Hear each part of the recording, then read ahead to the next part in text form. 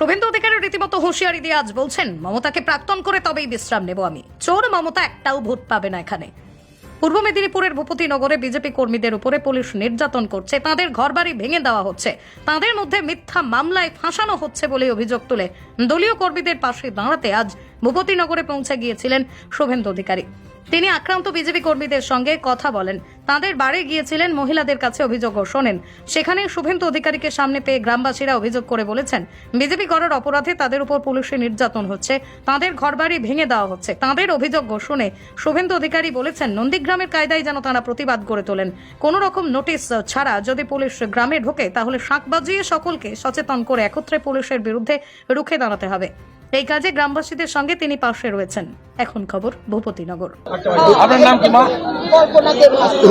Schedule caste মহিলাদের কি করেছে দেখুন, দেখুন শিডিউল কাস্টরা দেখুন গোটা ভারতবর্ষে রবিদাস সাইডে এসো, দলিতদের উপরে কি অত্যাচার করেছে দেখুন। তৃণমূলের গুন্ডা নয়, মমতার পুলিশ।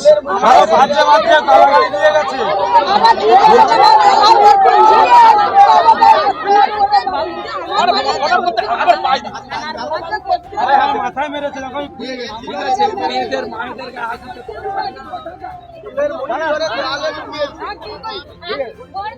শক্ত আছেন তো? হবে তো?